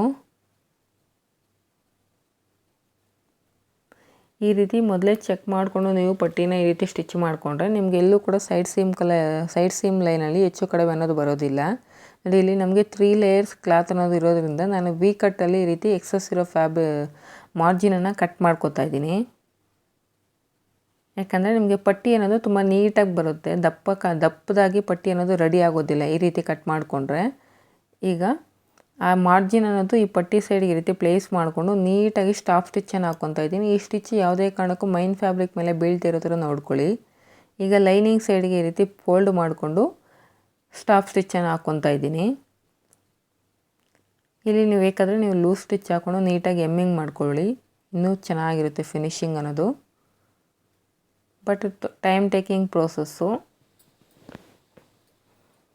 ಇದು ಸ್ವಂತ ನನ್ನದೇ ಬ್ಲೌಸ್ ಆಗಿರೋದ್ರಿಂದ ನಾನು ನಾರ್ಮಲಾಗಿ ಸ್ಟಿಚ್ ಹಾಕ್ಕೊತಾ ಇದ್ದೀನಿ. ನೀವು ಒಂದು ವೇಳೆ ಕಸ್ಟಮರ್ ಬ್ಲೌಸು ಆ ಥರ ಸ್ಟಿಚ್ ಮಾಡುವಾಗ ಆದಷ್ಟು ಎಮ್ಮಿಂಗ್ ಮಾಡೇ ಕೊಡೋದಕ್ಕೆ ಟ್ರೈ ಮಾಡಿ. ನೋಡಿ, ಸೈಡ್ ಸೀಮ್ ಅಲೌನ್ಸಸ್ ಕಡೆ ಏನಾದರೂ ಹೆಚ್ಚು ಕಡಿಮೆ ಬಂದಿದ್ದರೆ ಈ ರೀತಿ ಟ್ರಿಮ್ ಮಾಡ್ಕೊಬಿಡ್ಬೇಕು. ಈಗ ಇನ್ನೊಂದು ಸಲ ಚೆಕ್ ಮಾಡ್ಕೊತಾ ಇದ್ದೀನಿ. ಪಟ್ಟಿನ ಸ್ಟಿಚ್ ಮಾಡಿದ ಮೇಲೆ ನಮ್ಗೆ ಎರಡು ಈಕ್ವಲಾಗಿ ಬರ್ತಿದೆಯೋ ಇಲ್ವ ಅಂತ ಸೈಡ್ ಸೀಮ್ ಅಲೌನ್ಸ್ ಕಡೆ ಆರ್ಮೋಲ್ನ ಚೆಕ್ ಮಾಡ್ಕೊಂಡಾಗ ಕರೆಕ್ಟಾಗಿ ಇದೆ ನನಗೆ. ಒಂದು ವೇಳೆ ಹೆಚ್ಚು ಕಡಿಮೆ ಇದ್ದರೆ ನೀವು ಅಲ್ಲಿ ಮೇಲ್ಗಡೆ ಆರ್ಮೋಲ್ ಹತ್ರ ಕಟ್ ಮಾಡ್ಕೋಬೇಕಾಗುತ್ತೆ. ಈಗ ಸ್ಲೀವ್ಸ್ನ ಜಾಯಿನ್ ಮಾಡ್ಕೊಳ್ಳೋದಕ್ಕೋಸ್ಕರ ನೋಡಿ, ನಾನೇನು 8 ಮಾರ್ಕ್ ಹಾಕಿದ್ದೀನಲ್ಲ ಅದು ಬಂದು front armhole shape. Main fabric right side ಮೇಲೆ ಲೈನಿಂಗನ್ನು ಈ ರೀತಿ ಪ್ಲೇಸ್ ಮಾಡಿಕೊಂಡು ನಮಗೆ ನಾವೇನು ಇಂಟು ಮಾರ್ಕು ಹಾಕ್ಕೊಂಡಿದ್ದೀವಲ್ವ ಫ್ರಂಟ್ ಆರ್ಮೋಲ್ ಶೇಪ್ ಅನ್ನೋದು ಒಂದು ನಮ್ಗೆ ಆಪೋಸಿಟ್ ಸೈಡಲ್ಲಿರೋ ಥರ ನೋಡ್ಕೋಬೇಕು. ನೋಡಿ, ಇನ್ನೊಂದು ನಮ್ಮ ಸೈಡ್ಗಿರೋ ಥರ ನೋಡ್ಕೋಬೇಕು. ನೀವು ಎರಡೂ ಒಂದೇ ಸೈಡ್ ಬರೋ ಥರ ಸ್ಟಿಚ್ ಮಾಡಿದ್ದೀರಂದರೆ ನಿಮಗೆ ಫ್ರಂಟ್ ಆರ್ಮೋಲ್ ಶೇಪ್ ಅನ್ನೋದು ಒಂದು ಬ್ಯಾಕಿಗೆ ಬಂದುಬಿಡುತ್ತೆ, ಇನ್ನೊಂದು ಫ್ರಂಟಿಗೆ ಬಂದುಬಿಡುತ್ತೆ. ಸೊ ನೀವು ಈ ರೀತಿ ಸ್ಟಿಚ್ ಮಾಡುವಾಗ ಫ್ರಂಟ್ ಆರ್ಮೋಲ್ ಶೇಪ್ ಅನ್ನೋದು ಒಂದು ನಮ್ಗೆ ಅಪೋಸಿಟ್ ಇರಬೇಕು, ಇನ್ನೊಂದು ಸ್ಲೀವ್ಸ್ಗೆ ಬಂದು ನಮ್ಮ ಸೈಡಿಗಿರೋ ಥರ ಪ್ಲೇಸ್ ಮಾಡಿಕೊಂಡು ಸ್ಟಿಚ್ ಮಾಡಬೇಕಾಗುತ್ತೆ. ನೋಡಿ, ಈಗ ಮಾರ್ಜಿನನ್ನು ಲೈನಿಂಗ್ ಸೈಡಿಗೆ ಈ ರೀತಿ ಫೋಲ್ಡ್ ಮಾಡಿಕೊಂಡು ಈ ರೀತಿ ಲೈನಿಂಗು ಮತ್ತು ಮೈನ್ ಫ್ಯಾಬ್ರಿಕ್ನ ಸಪ್ರೇಟ್ ಮಾಡಿಕೊಂಡು ಲೈನಿಂಗ್ ಮೇಲೆ ಸ್ಟಾಫ್ ಸ್ಟಿಚ್ಚನ್ನು ಹಾಕ್ಕೊತಾ ಇದ್ದೀನಿ. ಇದು ಕಂಪಲ್ಸರಿ. ಇಲ್ಲಾಂದರೆ ನೀವು ಈ ರೀತಿ ಒಳಗಡೆಗೆ ಫೋಲ್ಡ್ ಮಾಡ್ತೀರಲ್ವ ಲೈನಿಂಗು, ಆ ಫೋಲ್ಡಿಂಗ್ ಅನ್ನೋದು ನೀಟಾಗಿ ಬರೋದಿಲ್ಲ. ನೋಡಿ, ಕೆಳಗಡೆ ಸೈಡಲ್ಲಿ ನನಗೆ ಕ್ಲಾತ್ ಅನ್ನೋದು ಮೈನ್ ಫ್ಯಾಬ್ರಿಕ್ ಕ್ಲಾತ್ ಅನ್ನೋದು ಕಡಿಮೆ ಇರೋದ್ರಿಂದ ನಾನಿಲ್ಲಿ ಪೀಸನ್ನು ಅಡ್ಜಸ್ಟ್ ಮಾಡಿ ಸ್ಟಿಚ್ ಮಾಡ್ತಾಯಿದ್ದೀನಿ. ಈಗ ನೀಟಾಗಿ ಲೈನಿಂಗ್ ಹೇಗಿದೆಯೋ ಹಾಗೆ ನಾವು ಸ್ಲೀವ್ಸನ್ನು ಮೈನ್ ಫ್ಯಾಬ್ರಿಕ್ಗೆ ಅಟ್ಯಾಚ್ ಮಾಡ್ಕೊತಾ ಹೋಗಬೇಕು. ಸ್ಲೀವ್ಸನ್ನು ಅಟ್ಯಾಚ್ ಮಾಡೋಗೂ ಅಷ್ಟೇ ಎಲ್ಲೂ ರಿಂಕಲ್ಸ್ ಇಲ್ಲದೆ ಇರೋ ನೀಟಾಗಿ ಅಟ್ಯಾಚ್ ಮಾಡ್ಕೋಬೇಕಾಗುತ್ತೆ. ಇಲ್ಲೂ ಕೂಡ ಅಷ್ಟೇ ನಾನು ಕೆಳಗಡೆ ಸ್ಟಾಫ್ ಸ್ಟಿಚ್ಚನ್ನು ಏನು ಹಾಕಿಲ್ಲ ಮೈನ್ ಫ್ಯಾಬ್ರಿಕ್ ಮೇಲೆ. ನಾನು ಲೈನಿಂಗ್ ಮೇಲೆ ಸ್ಟಾಫ್ ಸ್ಟಿಚ್ಚನ್ನು ಹಾಕ್ಕೊಂಡಿರೋದ್ರಿಂದ ಸೊ ಮೈನ್ ಫ್ಯಾಬ್ರಿಕ್ ಮೇಲೆ ನಾನು ಇಲ್ಲಿ ಯಾವುದೇ ರೀತಿ ಸ್ಟಾಫ್ ಸ್ಟಿಚ್ಚನ್ನು ಹಾಕಿಲ್ಲ. ಎಡ್ಜಲ್ಲಿ ಎಷ್ಟು ಸಾಧ್ಯ ಆಗುತ್ತೋ ಅಷ್ಟು ನೀವು ಸ್ಟಾಫ್ ಸ್ಟಿಚ್ಚನ್ನು ಹಾಕೋದು ಅವಾಯ್ಡ್ ಮಾಡ್ಕೊಳ್ಳಿ. ಈಗ ಎಕ್ಸಸ್ ಏನು ಫ್ಯಾಬ್ರಿಕ್ ಇದೆಯೋ ಅದನ್ನೆಲ್ಲವನ್ನು ನೀಟಾಗಿ ಈ ರೀತಿ ಟ್ರಿಮ್ ಮಾಡ್ಕೊಬಿಡಬೇಕು. ಈಗ ಈ ರೀತಿ ಫೋಲ್ಡ್ ಮಾಡ್ಕೊಳ್ಳಿ, ಮಿಡ್ ಪಾಯಿಂಟ್ಗೆ ಈ ರೀತಿ ಫೋಲ್ಡ್ ಮಾಡಿಕೊಂಡ್ರೆ ಸೈಡ್ ಸೀಮ್ ಅಲೌನ್ಸಸ್ ಕಡೆ ನಮಗೇನಾದರೂ ಹೆಚ್ಚು ಕಡಿಮೆ ಇದ್ದರೆ ಇದನ್ನು ಇಲ್ಲಿ ನೀಟಾಗಿ ಟ್ರಿಮ್ ಮಾಡ್ಕೊಬಿಡಬೇಕು. ಪ್ರತಿ ಸಲ ನೀವು ಸ್ಟಿಚ್ ಮಾಡಿದ ನಂತರ ನೀವು ಈ ರೀತಿ ಚೆಕ್ ಮಾಡ್ಕೋಬೇಕು. ಈಗ ಸೇಮ್ ಅದೇ ರೀತಿ ಇನ್ನೊಂದು ಸ್ಲೀವ್ಸ್ನ ಕೂಡ ರೆಡಿ ಮಾಡ್ಕೊಂಡಿದ್ದೀನಿ. ನಾನಿಲ್ಲಿ ವಿಡಿಯೋ ಲೆಂತ್ ಜಾಸ್ತಿ ಆಗಿದೆ ಅಂದ್ಬಿಟ್ಟು ನಾನು ಒಂದು ಸ್ಲೀವ್ಸನ್ನು ಮಾತ್ರ ತೋರಿಸ್ತಿದ್ದೀನಿ. ಈಗ ಫ್ರಂಟ್ ಆರ್ಮೋಲ್ ಶೇಪ್ ಯಾವ ಕಡೆ ಬರುತ್ತೋ ಅದನ್ನು ಆ ಸ್ಲೀವ್ಸ್ನ ಇಲ್ಲಿ ಪ್ಲೇಸ್ ಮಾಡಿಕೊಂಡು ಶೋಲ್ಡರ್ ಹತ್ರದಿಂದ ನಾವೇನು ಮಾರ್ಜಿನ್ ಇದೆಯಲ್ವ 1/2 ಇಂಚು ಅಥವಾ ಒಂದು 1/4 ಇಂಚು ಮಾರ್ಜಿನ್ ತೊಗೊಂಡಿರ್ತೀವಲ್ಲ ಆ ಮಾರ್ಜಿನ್ ಪ್ರಕಾರ ನಾವೀಗ ಸ್ಟಿಚ್ಚನ್ನು ಹಾಕ್ಕೊತಾ ಬರಬೇಕು. ಸ್ಲೀವ್ಸನ್ನು ಅಟ್ಯಾಚ್ ಮಾಡುವಾಗ ಯಾವುದೇ ಕಾರಣಕ್ಕೂ ಸ್ಲೀವ್ಸ್ನ ಎಳೆದು ಸ್ಟಿಚ್ ಮಾಡೋದಕ್ಕೆ ಹೋಗ್ಬೇಡಿ. ಸ್ಲೀವ್ಸ್ನೂ ಕೂಡ ಎಳಿಬಾರ್ದು ಮತ್ತು ಬಾಡಿ ಪಾರ್ಟ್ ಏನಿದೆಯೋ ಅದನ್ನು ಕೂಡ ನಾವು ಎಳೆದು ಸ್ಟಿಚ್ ಮಾಡೋ ಹಂಗಿಲ್ಲ. ಈ ರೀತಿ ಚೆಕ್ ಮಾಡ್ಕೊಳ್ಳಿ ಏನಾದರೂ ರಿಂಕಲ್ಸ್ ಇದೆಯಾ ಅಂತ. ಒಂದು ವೇಳೆ ಏನಾದರೂ ರಿಂಕಲ್ಸ್ ಬಂದಿದ್ದರೆ ಆ ಸ್ಟಿಚ್ಚನ್ನು ರಿಮೂವ್ ಮಾಡ್ಕೊಂಡು ಮತ್ತೆ ಹೊಸದಾಗಿ ನೀವು ಸ್ಟಿಚ್ಚನ್ನು ಹಾಕ್ಕೋಬೇಕಾಗುತ್ತೆ. ನಾನೇನು ಮಾರ್ಜಿನ್ ಕೊಟ್ಟಿದ್ದೀನಲ್ವ 1/2 ಇಂಚು ಆ ಮಾರ್ಜಿನ್ಗೆ ಈಗ ನಾನು ಸ್ಟಿಚ್ಚನ್ನು ಹಾಕ್ಕೊತಾ ಇದ್ದೀನಿ.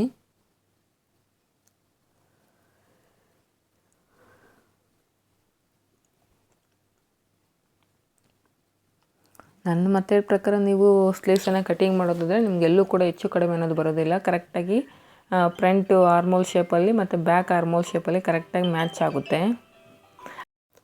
ನೋಡಿ, ಕರೆಕ್ಟಾಗಿ ನಮಗೆ ಮ್ಯಾಚ್ ಆಗುತ್ತೆ. 1/4 ಇಂಚ್ ಅಥವಾ ಒಂದು ಪಾಯಿಂಟ್ ಅಷ್ಟು ಹೆಚ್ಚು ಕಡಿಮೆ ಆಗುತ್ತೆ ಹೊರತು ನಿಮಗೆ ಜಾಸ್ತಿ ಹೆಚ್ಚು ಕಡಿಮೆ ಅನ್ನೋದು ಬರೋದಿಲ್ಲ. ಮ್ಯಾಕ್ಸಿಮಮ್ಮು ಕರೆಕ್ಟಾಗಿ ಮ್ಯಾಚ್ ಆಗುತ್ತೆ. ನೀವೇನಾದರೂ ಆರ್ಮೋಲ್ ಹತ್ರ ಏನಾದರೂ ನೀವು ಕಟ್ ಮಾಡಿ ಹೆಚ್ಚು ಕಡಿಮೆ ಏನಾದರೂ ಮಾಡಿಕೊಂಡ್ರೆ ಮಾತ್ರ ನಿಮಗೆ ಸ್ಲೀವ್ಸನ್ನು ಅಟ್ಯಾಚ್ ಮಾಡುವಾಗ ಸ್ವಲ್ಪ ಪ್ರಾಬ್ಲಮ್ ಆಗ್ಬೋದು. ಆದರೆ ಆರ್ಮೋಲ್ ಸೈಡು ನೀವೇನೂ ಕಟ್ ಮಾಡಿಲ್ಲ ಅಂದರೆ ಕರೆಕ್ಟಾಗಿ ನಿಮಗೆ ನನ್ನ ಮೆಥಡ್ ಪ್ರಕಾರ ಸ್ಲೀವ್ಸ್ ಅನ್ನೋದು ಕರೆಕ್ಟಾಗಿ ಮ್ಯಾಚ್ ಆಗುತ್ತೆ. ನೋಡಿ, ಇನ್ನೊಂದು ಸ್ಲೀವ್ಸನ್ನು ಕೂಡ ಅದೇ ರೀತಿ ಅಟ್ಯಾಚ್ ಮಾಡ್ತಾಯಿದ್ದೀನಿ. ಮಿಡ್ ಪಾಯಿಂಟ್ ಹತ್ರದಿಂದನೇ ಸ್ಟಾರ್ಟ್ ಮಾಡ್ತಾಯಿದ್ದೀನಿ.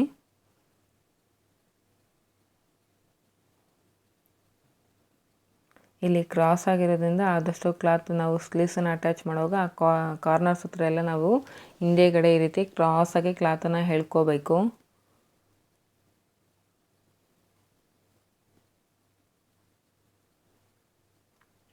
ಈ ರೀತಿ ನೀಟಾಗಿ ಕ್ಲಾತನ್ನು ಸರಿಪಡಿಸ್ಕೊಳ್ತಾ ಎಲ್ಲೂ ಕೂಡ ರಿಂಕಲ್ಸ್ ಇಲ್ಲದೆ ಇರೋ ಥರ ನಾವು ಸ್ಲೀವ್ಸನ್ನು ಜಾಯಿನ್ ಮಾಡ್ಕೋಬೇಕಾಗುತ್ತೆ. ಆದಷ್ಟು ಸ್ಲೀವ್ಸ್ನ ಜಾಯಿನ್ ಮಾಡುವಾಗ ಟೆನ್ಷನನ್ನು ಮೇಲೆಗೆ ಎತ್ತಿ ಇಳಿಸ್ಕೊಂಡು ನಾವು ನೀಟಾಗಿ ಜಾಯಿನ್ ಮಾಡ್ಕೋಬೇಕು. ಯಾಕಂದರೆ ಟೆನ್ಷನನ್ನು ಮೇಲೆಗೆ ಎತ್ತಿದಾಗ ನಾವು ಕ್ಲಾತನ್ನು ನೀಟಾಗಿ ಸರಿಪಡಿಸ್ಕೋಬೋದು. ನೋಡಿ, ಆ ಕಾರ್ನರ್ಸ್ ಹತ್ರ ಬಂದಾಗ ನಾವು ನೀಟಾಗಿ ಆ ರೌಂಡ್ ಶೇಪಲ್ಲೇ ನಾವು ಸ್ಟಿಚ್ಚನ್ನು ಹಾಕ್ಕೊಬೇಕಾಗುತ್ತೆ. ಹಿಂದೆಗಡೆ ಕ್ಲಾತನ್ನು ಕೂಡ ನಾವು ರೌಂಡಾಗಿ ಎಳ್ಕೋಬೇಕು. ನೋಡ್ತಿದ್ದೀರಲ್ಲ, ಎಲ್ಲೂ ಕೂಡ ನಮಗೆ ರಿಂಕಲ್ಸ್ ಅನ್ನೋದಿಲ್ಲ. ನೀಟಾಗಿ ಈಗ ನಾನು ಓವರ್ಲಾಕನ್ನು ಕೂಡ ಮಾಡ್ಕೊಂಬಂದಿದ್ದೀನಿ. ಈಗ ಸೈಡ್ ಜಾಯಿಂಟ್ಸನ್ನು ಯಾವ ರೀತಿ ಮಾಡೋದು ಅಂದರೆ ನೋಡಿ, ಬ್ಯಾಕ್ ಪಾರ್ಟು ಮತ್ತು ಫ್ರಂಟ್ ಪಾರ್ಟ್ ಎರಡನ್ನೂ ಕೂಡ ವೇಸ್ಟ್ ಹತ್ರ ಈಕ್ವಲಾಗಿ ಇಟ್ಕೊಂಡು ನಾವೇನು 2 ಇಂಚಸ್ ಮಾರ್ಜಿನ್ ಇದೆಯಲ್ಲ ಆ 2 ಇಂಚಸ್ ಮಾರ್ಜಿನ್ಗೆ ಈ ರೀತಿ ಸ್ಟಿಚ್ಚನ್ನು ಹಾಕ್ಕೊತಾ ಇದ್ದೀನಿ. ಈಗ front armhole shape back armhole shape ಎರಡನ್ನೂ ಈಕ್ವಲಾಗಿ ಪ್ಲೇಸ್ ಮಾಡಿಕೊಂಡು ಅಲ್ಲೊಂದು ಗುಂಡು ಪಿನ್ನನ್ನು ಸೆಕ್ಯೂರ್ ಮಾಡ್ಕೊಂಡಿದ್ದೀನಿ. ಈಗ ಸ್ಲೀವ್ಸ್ ಲೂಸ್ ಎಷ್ಟಿದೆ ಅಂತ ಚೆಕ್ ಮಾಡಿಕೊಂಡು ನನ್ನ ಸ್ಲೀವ್ಸ್ ಲೂಸ್ ಬಂದು 5.5ಗೆ ಈ ರೀತಿ ಮಾರ್ಕ್ ಮಾಡಿಕೊಂಡು ಮೇಲ್ಗಡೆಯಿಂದ ಫಸ್ಟ್ ರಫ್ ಸ್ಟಿಚ್ಚನ್ನು ಹಾಕ್ಕೋಬೇಕು. ಹಾಗೆ ಆರ್ಮೋಲ್ ಹತ್ರ ಬಂದಾಗ 2 ಇಂಚಸ್ ಮಾರ್ಜಿನನ್ನು ನೋಡಿಕೊಂಡು ಆ ಮಾರ್ಜಿನ್ ಪಾಯಿಂಟ್ ಹತ್ರಕ್ಕೆ ಕರೆಕ್ಟಾಗಿ ಸ್ಲೀವ್ಸ್ ಲೂಸಿಂಗ್ ಹತ್ರದಿಂದ ಈ ರೀತಿ ಸ್ಟಿಚ್ ಹಾಕ್ಕೋಬೇಕು. ವೇಸ್ಟ್ ರೌಂಡ್ ಹತ್ರ ಅಷ್ಟೇ ನಾವೇನು 2 ಇಂಚಸ್ ಮಾರ್ಜಿನ್ ತೊಗೊಂಡಿದ್ದೀವಿ ಆ ಮಾರ್ಜಿನ್ ಕರೆಕ್ಟಾಗಿ ನಾವು ಈಗ ಸ್ಟಿಚ್ಚನ್ನು ಹಾಕ್ಕೊತ ಹೋಗಬೇಕು.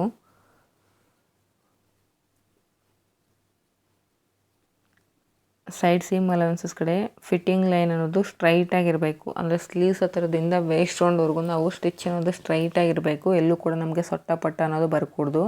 ಸೇಮ್ ಇನ್ನೊಂದು ಸೈಡ್ ಕೂಡ ಅಷ್ಟೇ ಫ್ರಂಟ್ ಪಾರ್ಟು ಮತ್ತು ಬ್ಯಾಕ್ ಪಾರ್ಟ್ ಎರಡೂ ಈ ಕೆಳಗಡೆ ವೇಸ್ಟಲ್ಲಿ ಈಕ್ವಲ್ ಆಗಿ ಇಟ್ಕೊಂಡು ಸ್ಟಿಚ್ಚನ್ನು ಹಾಕ್ಕೊಂಡಿದ್ದೀನಿ.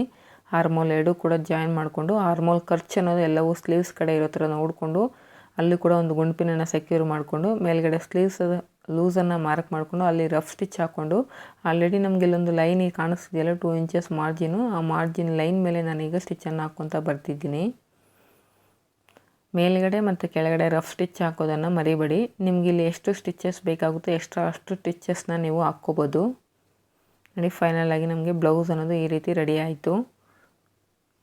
ಈ ವಿಡಿಯೋ ನಿಮಗೆ ಯೂಸ್ಫುಲ್ ಆಗಿದೆ ಅಂತಂದರೆ ವಿಡಿಯೋಗೊಂದು ಲೈಕ್ ಮಾಡಿ ಫ್ರೆಂಡ್ಸ್. ಹಾಗೆ ಯಾರಾದರೂ ಹೊಸದಾಗಿ ಈ ವಿಡಿಯೋನ ನೋಡ್ತಿದ್ರೆ ಪ್ಲೀಸ್ ನನ್ನ ಚಾನಲನ್ನು ಸಬ್ಸ್ಕ್ರೈಬ್ ಮಾಡ್ಕೊಳ್ಳಿ. ನಿಮ್ಗೆ ಏನೇ ಡೌಟ್ಸ್ ಇದ್ರೂ ಕೂಡ ನನಗೆ ಕಮೆಂಟ್ ಮುಖಾಂತರ ತಿಳಿಸ್ಕೊಡಿ friends. Thank you for watching.